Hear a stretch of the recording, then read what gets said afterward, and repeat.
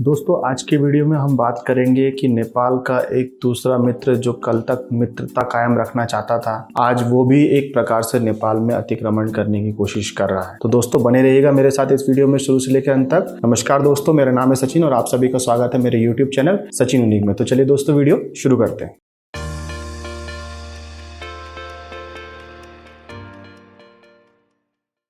तो सबसे पहले तो मैं आप लोगों से माफ़ी मांगना चाहूँगा कि मैं पहले काफ़ी वीडियोस नहीं बना पा रहा था, थोड़ा सा व्यस्त था दोस्तों, कुछ काम मेरे पर्सनल्स थे, इस वजह से मैं थोड़ा लेट हो गया। परंतु अब मैं आप लोगों के लिए कोशिश करूँगा कि रोज़ एक वीडियो बनाऊँ। और दोस्तों आज की वीडियो की बात करें तो यह वीडियो इसलिए बनाया गया कि नेपाल में एक खबर सामने से आ रही है कि लोग चाइना के बिल्कुल अपोजिट में खड़े हो गए हैं। और यह सिर्फ इस वजह से है कि नेपाल के हुमला डिस्ट्रिक्ट के नामखा गांव पालिका के वार्ड नंबर 6 में इस प्रकार का कंस्ट्रक्शन जो चाइनीज आर्मी और चाइनीज गवर्नमेंट ने कर दिया है, यह देखा जाए तो गलत कंस्ट्रक्शन है। और दोस्तों देखें कि भारत और नेपाल के सिर्फ दो ही एक बड़े मित्र देश हैं भौगोलिक क्षेत्र से भी देखा जाए तो, भारत और चाइना। और अगर भारत की तरफ से प्रॉब्लम्स हुई तो नेपाल का ये था कि नेपाल कोशिश करता कि चाइना की तरफ थोड़ा सा दोस्ती बढ़ाता। परंतु आज के स्थिति में आप देख रहे हैं कि चाइना ने भी एक प्रकार से ठेंगा दिखा दिया है और चाइना ने भी अतिक्रमण करना चालू कर दिया।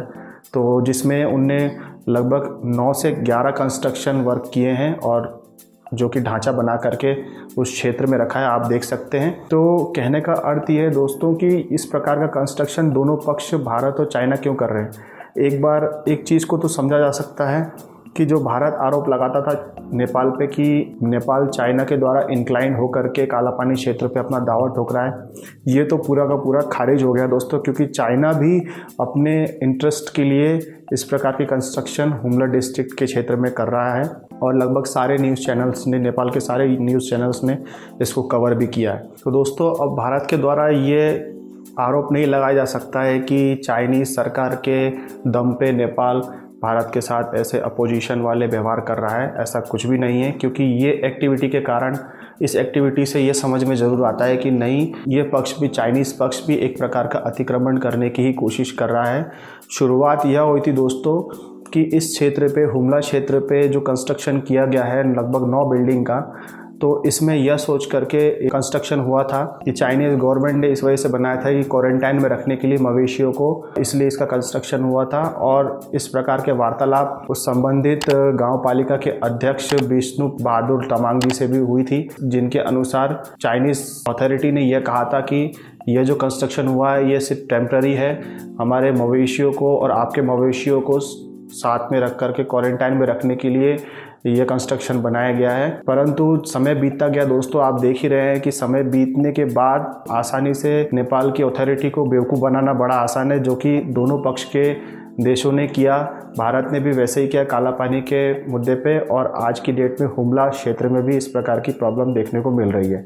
तो मैं ये कहना चाहूँगा कि नेपाल की सरकार थोड़ी सी एक्टिव क्यों नहीं है इसको लेकर के, और इस क्षेत्र से रिलेटेड जो चाइनीज़ ऑक्यूपेशंस आ रहे हैं इस हुमला क्षेत्र में, नेपाल की गवर्नमेंट को तुरंत रिएक्ट करना ज़रूरी है। क्यों हर वक्त नागरिक ही हमेशा विरोध करेगा दोस्तों। और ये देखा जाए तो नागरिक तो विरोध कर ही रहे हैं। चाइनीज़ एम्बेसी के बाहर उन्होंने काफ़ी प्रदर्शन किए, चाइनीज़ विस्तारवाद, मुर्दाबाद, इस प्रकार के नारे लगे। तो इस परिदृश्य को समझना बहुत ही ज़रूरी है दोस्तों। नेपाल देखा जाए तो एक सैंडविच की तरह बिल्कुल ट्रीट हो रहा है वर्ल्ड पॉलिटिक्स में, जियो पॉलिटिक्स में एक प्रकार के देखा जाए तो फंस के रह गया है। अब एक अच्छे लीडरशिप की ज़रूरत है नेपाल को, कि जिस वजह से वो नेपाल और भारत के इस प्रकार के इशू को सॉल्व करने की कोशिश करे, चाहे वो काला पानी क्षेत्र भारत और नेपाल के डिस्प्यूटेड रीजन्स हों या फिर जो हुमला क्षेत्र में कंस्ट्रक्शन हुआ है नामका गांव पालिका में। तो देखा जाए तो यहाँ पे कहीं पे भी सेना, एपीएफ, आर्म पुलिस फोर्स जो कि नेपाल अथॉरिटी के है, इनको भी कमी नहीं होना चाहिए, इनको भी एक प्रकार से वीक नहीं पड़ना चाहिए। छोटा कहने का अर्थ ये नहीं कि छोटा है तो वो किसी से बात नहीं कर सकता, पर ये है तो एक राष्ट्र को एक राष्ट्र की हैसियत से काम करना चाहिए, ना कि राज्य की हैसियत से।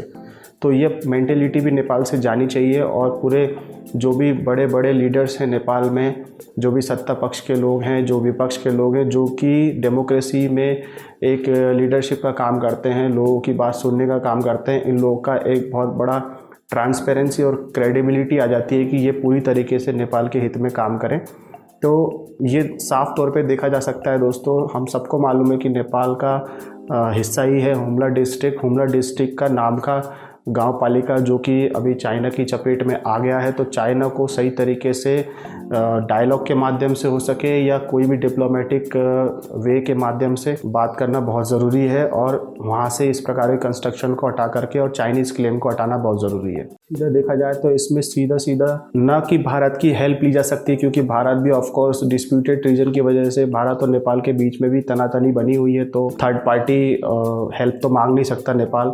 और चाइना से अलग डायलॉग करना है तो चाइना के लिए भी डायलॉग करने के लिए आपके अंदर इतनी कैपेबिलिटी होनी चाहिए, लीडरशिप में इतनी क्वालिटी होनी चाहिए कि वो पूरी की पूरे सही तरीके से डायलॉग कर सके। तो मेरा यह मानना है कि नेपाल के लीडरशिप को ही स्ट्रेंथन हो करके सही तरीके से चाइनीज़ अथॉरिटी से बात करना चाहिए, और ये जल्द से जल्द होना चाहिए। ऐसा नहीं है कि भारत के साथ जो भी डिस्प्यूट थे वो आपने जल्द से जल्द बात करने की कोशिश की, और अब चाइना से जो भी बात होना चाहिए वो भी जल्द से जल्द ही होना चाहिए। नहीं तो ये गलत प्रकार का इम्पैक्ट जियोपॉलिटिक्स में क्रिएट करेगा अगर किसी प्रकार की ढिलाई इन वार्तालापों से होती है। तो जल्द से जल्द ये बातें हों और ज़्यादा से ज़्यादा सही तरीके से सॉल्यूशन निकले, और हो सके तो नेपाल के इस क्षेत्र से चीनी कब्जा हटे, और इसी प्रकार से नेपाल की अखंडता हमेशा बनी रहेगी। तो दोस्तों, हम भले कोई भी देश के हों, हमें छोटे राष्ट्र का रिस्पेक्ट करना बहुत ज़रूरी है, ये सोच के कि वो भी एक राष्ट्र है, वो भी एक सोवर्जन स्टेट है। ऐसा नहीं कि हम बड़े राष्ट्र में रहते हैं या कोई व्यक्ति बड़ा राष्ट्र में रहता है तो वो छोटे राष्ट्र को छोटी तरीके से दबा के रखेगा। ये मेंटेलिटी सबके अंदर से निकल जानी चाहिए, मेरा ऐसा मानना है। तो दोस्तों, ये वीडियो कैसा लगा आप नीचे लिख करके ज़रूर बताइएगा दोस्तों कमेंट बॉक्स में, और अगर आपको वीडियो अच्छा लगा तो प्लीज़ लाइक ज़रूर कीजिएगा, और अगर आप मेरे चैनल पर नए हैं तो प्लीज़ सब्सक्राइब करके बेल आइकन पर क्लिक करना ना भूलिएगा दोस्तों। फिर मिलूँगा दोस्तों नई वीडियो के साथ, तब तक के लिए अलविदा।